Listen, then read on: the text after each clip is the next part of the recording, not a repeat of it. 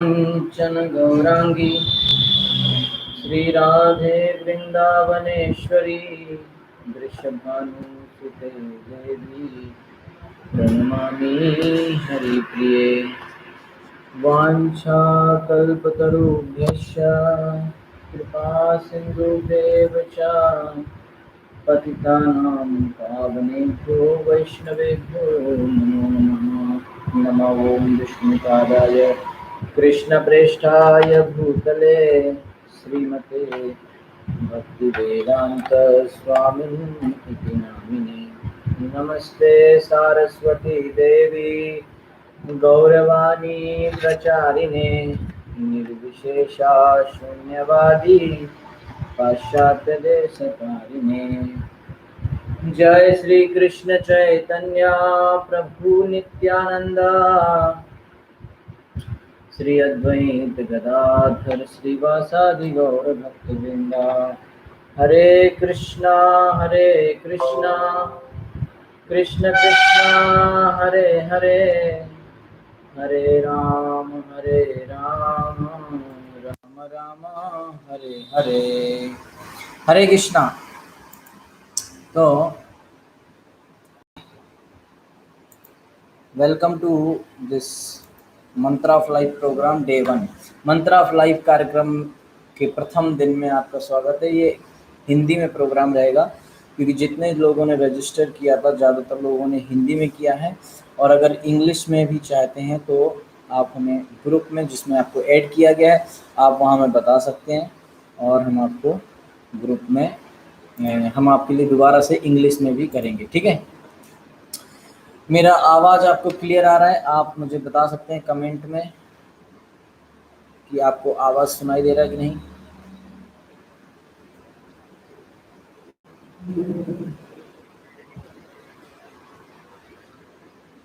Okay, very good. बंद कर दीजिए। ओके, हरे कृष्णा। तो लोगों ने 20 जून को badabusiness.com के founder CEO doctor Vivek Bindra के साथ हमारा प्रोग्राम अटेंड किया था, और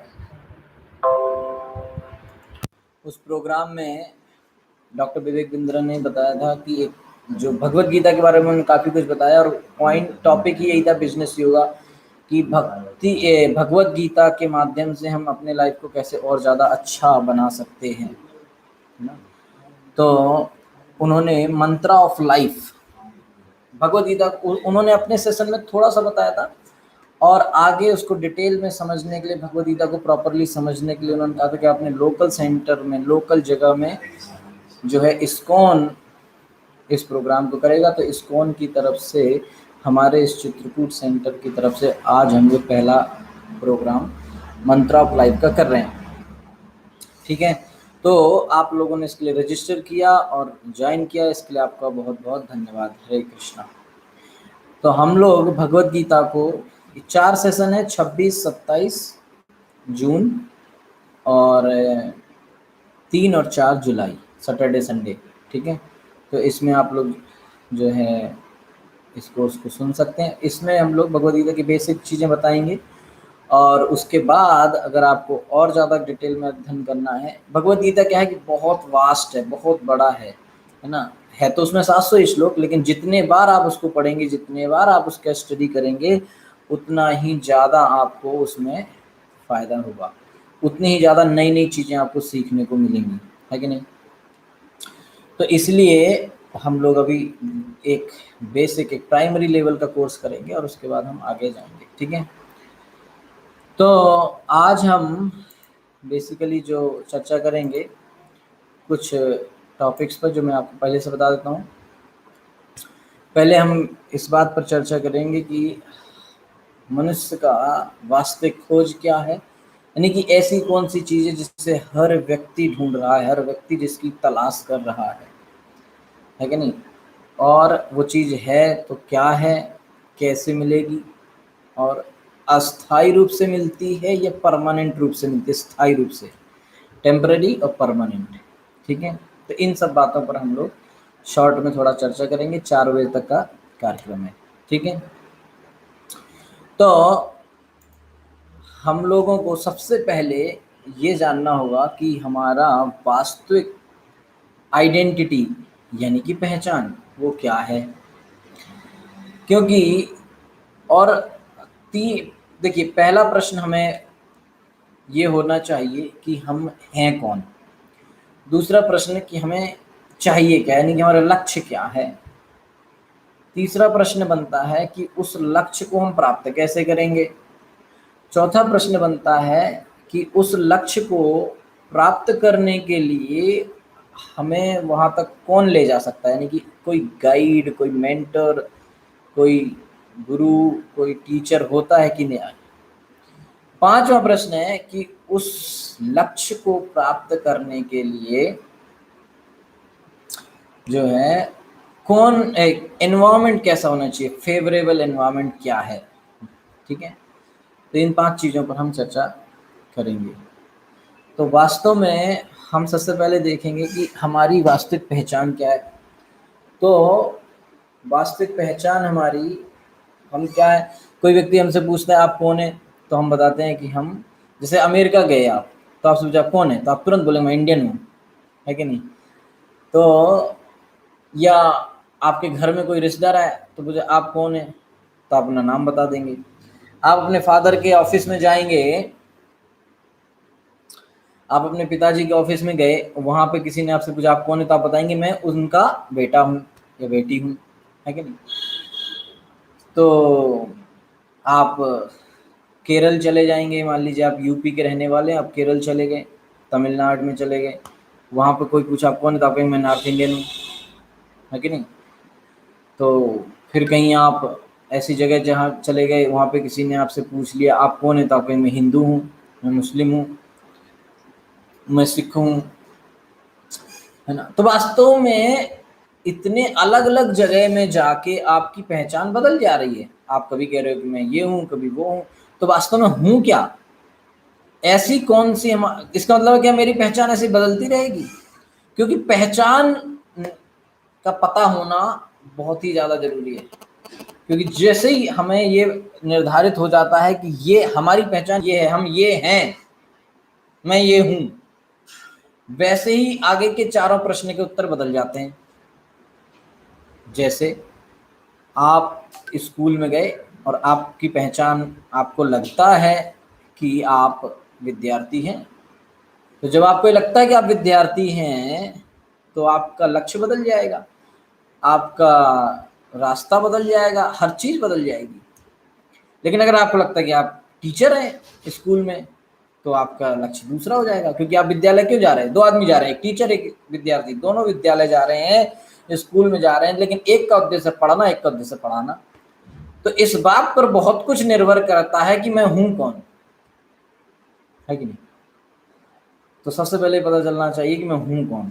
तो क्या मैं आदमी हूं, क्या मैं भारतीय हूं, क्या मैं नॉर्थ इंडियन हूं, क्या मैं हिंदू हूं, क्या मैं ब्राह्मण हूं, और हूँ तो क्या हूँ। इस मतलब कि जगह जगह पर मेरी पहचान बदलेगी, तो फिर मैं जीवन में कभी खुश रह ही नहीं सकता।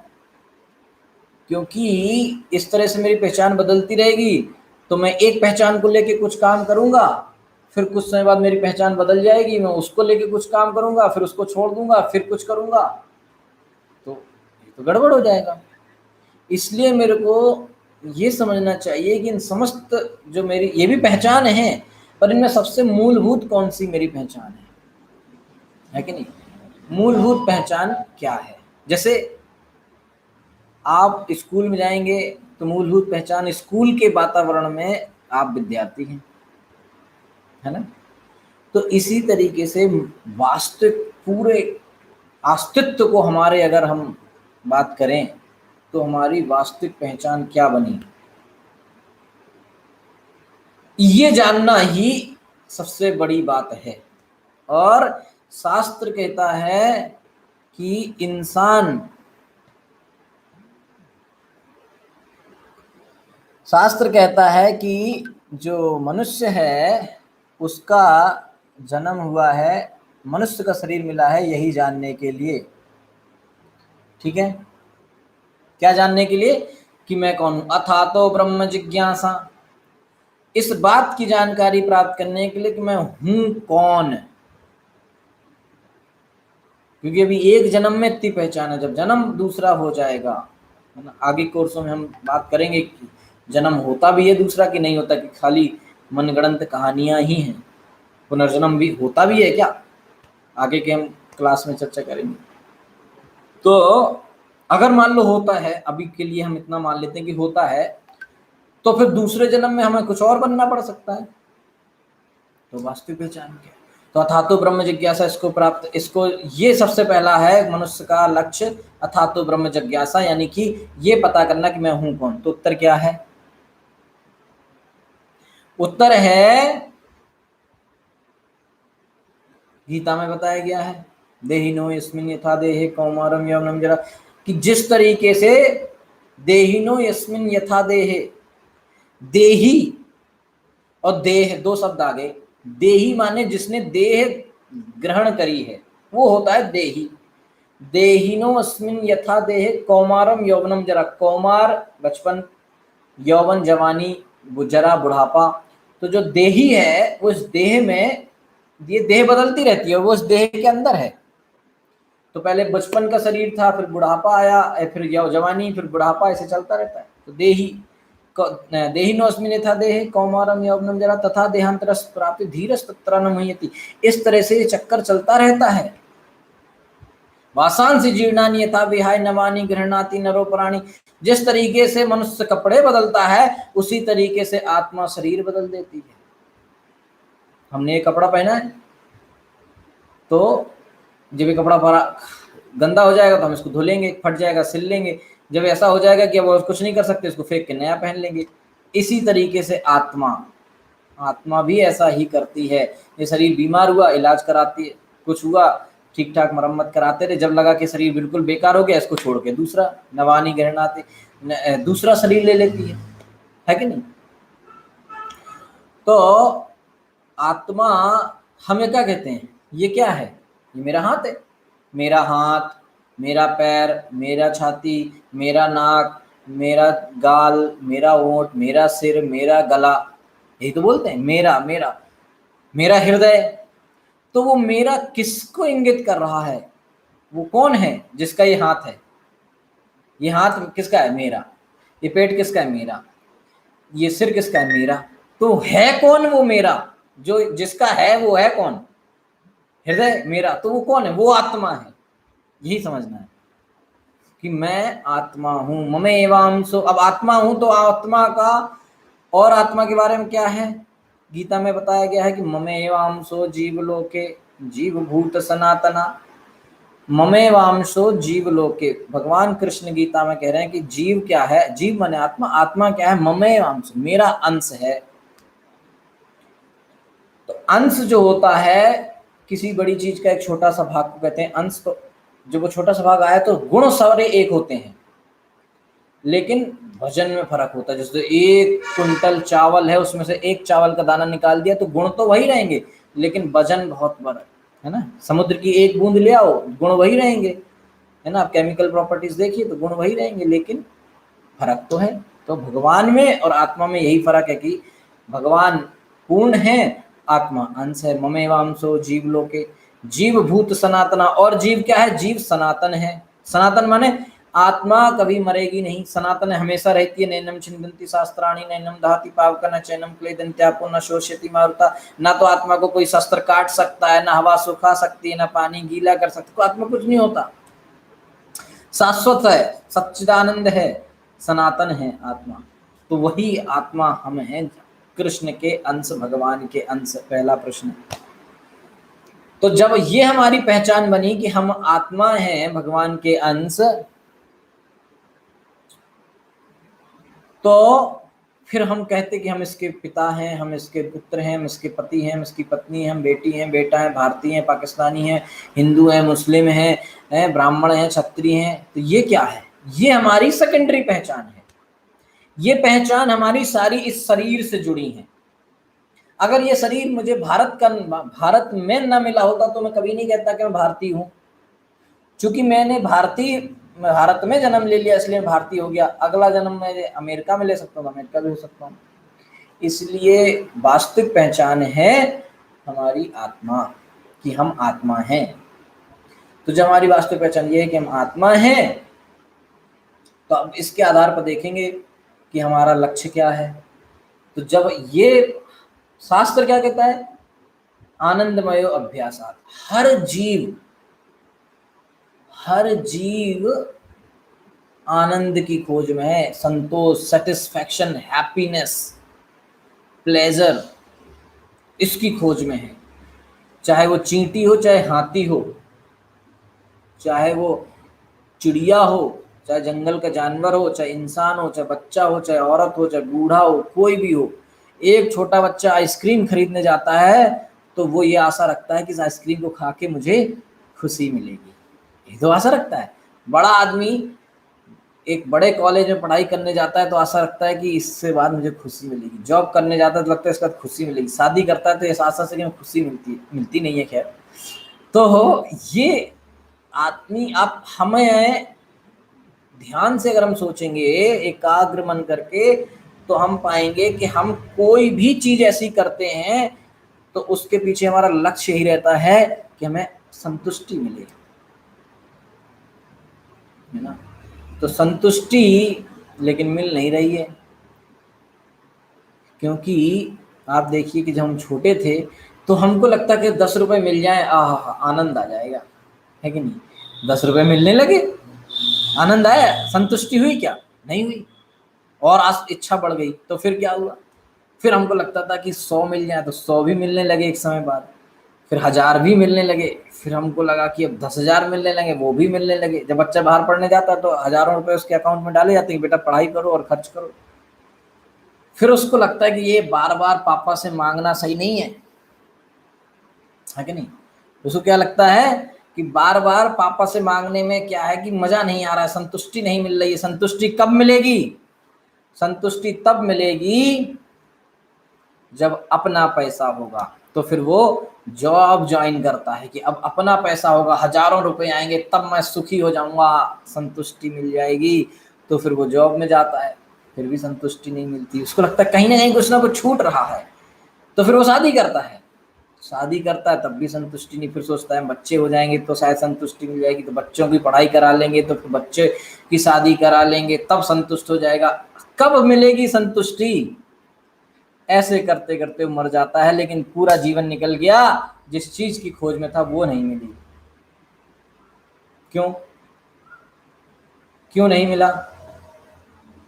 भगवान ने क्या बोला गीता में? भगवान ने, देखिए आप अपने घर में एक वॉशिंग मशीन खरीद के लाइए, है ना, वॉशिंग मशीन खरीद के लाइए, फ्रिज खरीद के लाइए, तो उसमें एक मैनुअल आता है। मैनुअल में लिखा है कि ये वॉशिंग मशीन कपड़े धुलेगी, सुखाए, कपड़े जो है इसमें 2 सिस्टम है, वॉशिंग और रिंसिंग। ड्राइंग नहीं है, स्पिनिंग नहीं है, मान लीजिए ड्रायर नहीं है उसमें। अब आपने वो मशीन खरीद ली, उसमें लिखा है कि आपका मशीन क्या करेगा, कपड़ा धुल देगा, निचोड़ देगा, लेकिन सुखाएगा नहीं, ठीक है, खंगाल देगा, वॉशिंग रिंसिंग कर देगा। अब आपने कपड़े धुले, उसके बाद देखे तो सारे गीले निकल रहे, आप कह रहे हो कपड़े सुखा नहीं रही है मशीन। कंपनी को फोन किया, आपकी मशीन खराब है। कंपनी बोले मशीन क्यों खराब है? बोले मशीन इसलिए खराब है कि कपड़े सुखा नहीं रही है। तो कंपनी वाला कहेगा मैनुअल में देखो क्या लिखा है। मैनुअल में लिखा है कि नहीं सुखाएगी। नहीं सुखाएगी तो फिर कैसे सुखाएगी? हमने लिख के दिया है ना। हाँ, तो ये संसार भी एक मशीन जैसे अगर हम समझें तो संसार को किसने बनाया? मैन्युफैक्चरर कौन है? बनाने वाला। दुनिया बनाने वाले, है कि नहीं? काहे को दुनिया बनाई? तो क्यों ही दुनिया बनाई? तो मैन्युफैक्चरिंग करने वाला कौन है? भगवान, है ना। सृष्टा कौन है? कृष्ण। तो कृष्ण ने दुनिया बनाई, तो कृष्ण ने मैनुअल दिया, वो क्या है? भगवत गीता। तो मैनुअल में लिखा कि दुनिया हमने बनाई, क्या देगी? दुखालयम शाश्वतम। संसार में क्या मिलेगा तुमको? दुखालय। संसार की परिभाषा क्या दी? दुखालय। भोजनालय में क्या मिलता है? भोजन। पुस्तकालय में क्या मिलता है? पुस्तक। तो दुखालय में क्या मिलेगा? दुख। तो संसार की परिभाषा बनाने वाले ने दी है, दुखालय। तो पुराना गाना था, दुनिया बनाने वाले काहे को तूने दुनिया बनाई। तो उसका आंसर यहाँ भगवत गीता में मिला, दुख देने के लिए बनाई। तो फिर एक व्यक्ति ने मेरे से पूछ लिया, एक बार मैं केरल में एक कॉलेज है वहाँ पे, कॉलेज ऑफ इंजीनियरिंग, नहीं श्री चित्रा तिरुनल इंजीनियरिंग कॉलेज, तो उसमें मैं भगवत गीता पे सेमिनार दे रहा था। तो एक मैकेनिकल इंजीनियरिंग 4th ईयर के बच्चे ने ये प्रश्न पूछ लिया। उस समय मैं केरल में रहा करता था, त्रिवेंद्रम में, क्योंकि वहीं से मैंने एमटेक किया, वहीं पे जॉब लग गया, तो वहीं भगवत गीता का प्रचार भी करने लग गया। तो वहाँ से मुझे वहाँ से इनविटेशन आया था। तो मैकेनिकल का 4th ईयर का लड़का कहता है कि ये बताइए, भगवान अगर ऐसे हैं दयालु, सब लोग कहते तो ऐसी दुनिया क्यों बनाई जिसमें दुख ही दुख है, ऐसी बना देते जिसमें आनंद ही आनंद है कि नहीं। तो प्रश्न आया, बहुत अच्छा था। उत्तर ये है कि ऐसी दुनिया है, लेकिन गलती से हम लोग ऐसी वाले में हैं जिसमें दुख है। तो भगवान कहते हैं दुख वाले में मत जाओ, सुख वाले में आ जाओ। उसके लिए गीता में रास्ता बताया जा रहा है। तो हमें उसी में जाना है। जब तक हम जो है भगवान के से कनेक्ट नहीं होंगे, हम आनंद में नहीं आ पाएंगे। हम जब तक ये मटेरियल चीज़ों से, भौतिक चीज़ों में ये आशा रखेंगे कि हमें सुख मिल जाए, नहीं मिलेगा। क्यों? क्योंकि ये बनाने वाले ने ही ऐसा बनाया है कि इनसे हमें सुख नहीं मिलेगा। सुख कैसे मिलेगा? जब हम जो है ड्रायर वाली मशीन खरीद के लाएंगे, है ना, तो थोड़ा और खर्च करना पड़ेगा, और अच्छी वाली मशीन महंगी वाली लाएंगे तो वो कपड़े सुखाएगी भी, कॉलर भी अच्छे से साफ करके देगी, है कि नहीं। तो भगवान ने उसका सॉल्यूशन गीता में दिया है कि नहीं। तो पहला प्रश्न है कि मैं कौन हूं? मैं आत्मा हूं, भगवान का अंश हूं। दूसरा प्रश्न है कि हमें लक्ष्य क्या है? लक्ष्य है आनंद की प्राप्ति, खुशी, संतुष्टि की प्राप्ति। 2 प्रश्न का उत्तर हुआ। तीसरा प्रश्न बनता है कि कैसे प्राप्त करें, रास्ता क्या है कि नहीं। रास्ता क्या है इस आनंद को प्राप्त करने का? रास्ता क्या है? तो भगवान गीता में कहते हैं मन मना भव मद भक्तो मद्याजी माम नमस्कुरु। 4 चीजें भगवान ने बताई। मन मना, मन मुझ में लगाओ। मद भक्ता, मेरे भक्त बनो। मद्याजी, मेरी पूजा करो। मन मना भव मद भक्ता मद्याजी माम नमस्कुरु, मुझे नमस्कार करो। इतनी सी बात है कि नहीं? सिर्फ इतनी सी बात है। सर्वधर्मान परित्यज्य माम एकम शरणम व्रज। दुनिया भर में ज्यादा चक्कर न काटो, ज्यादा परेशान मत हो, अपना काम बस करते रहो और मेरी शरण में रहो। मेरी शरण में आ जाओ तो मैं क्या करूंगा? अहम त्वाम सर्व पापेभ्यो मोक्षयिष्यामि मा शुचः। माँ शुचः, डरो मत। डरने की कोई जरूरत नहीं, मैं हूं ना। भगवान कहते हैं मैं हूं ना, डरो मत। ठीक है। तो तीसरी लाइन में क्या बोला? अहम त्वाम सर्व पापेभ्यो मोक्षयिष्यामि। मैं तुम्हारे सारे पापों को नष्ट कर दूंगा अगर तुम मेरी शरण में आ गए। कौन बोल रहा है? कृष्ण। तो उससे क्या होगा? उससे ये होगा कि मैं आनंद प्राप्त कर लूंगा। कैसे कर लूंगा? क्योंकि हमको जो जीवन में दुख होता है वो हमारे पिछले पाप कर्मों का होता है। पहले अगर हमने किसी को के साथ कुछ गलत किया है, कुछ पाप किया है, तो उसके रिजल्ट के फलस्वरूप हमको पाप मिलेगा, हमको कष्ट भोगना पड़ेगा। कोई भी व्यक्ति को फ्री में कोई दुख नहीं मिलता, पहली बात। और ना कोई व्यक्ति किसी दुख को पाने के लिए प्रयास करता है कि भैया चलो आज अपन लोग थोड़ी मेहनत करते हैं ताकि थोड़ा दुख आए जीवन में। ऐसे कोई नहीं करता। फिर भी दुख आते हैं कि नहीं आते? क्यों आते हैं? क्योंकि पहले हमने कहीं ना कहीं इस जन्म में या पिछले जन्म में कहीं ना कहीं कोई गलती करी है, तो उसका रिजल्ट है। जैसे किसी बच्चे ने पूरे साल कोई पढ़ाई नहीं करी तो वो बाद में रिजल्ट के दिन दुखी होगा। इसे कहते हैं पिछले कर्म का फल। ठीक है। एक बच्चे ने खूब मेहनत करी तो वो रिजल्ट वाले दिन बहुत खुश होगा, है ना। तो उसकी खुशी और दुख किस पर निर्भर करता है? पिछले कर्मों पर, है कि नहीं। तो जैसा हम कर्म करेंगे वैसा हमें फल मिलता है, सीधी बात है ना। तो इस वजह से भगवान कह रहे हैं कि जो अगर तुमने पाप कर भी लिए हैं, गलतियां हो भी गई हैं, तो मेरी शरण में आ जाओ, मैं उन गलतियों पापों को नष्ट कर दूंगा और तुमको मैं पाप मुक्त कर दूंगा, तुम प्रसन्न हो जाओगे, है कि नहीं। ऐसा हो गया जैसे कि हमारे भारत के संविधान में है कि कोई व्यक्ति ने बहुत सारे पाप और गलती करी है, उसको जेल में डाल दिया, उसको फांसी की सजा होने वाली है, ठीक है कि नहीं। तो उसको जब फांसी की सजा होती है तो उसके पास एक ऑप्शन रहता है। क्या ऑप्शन रहता है?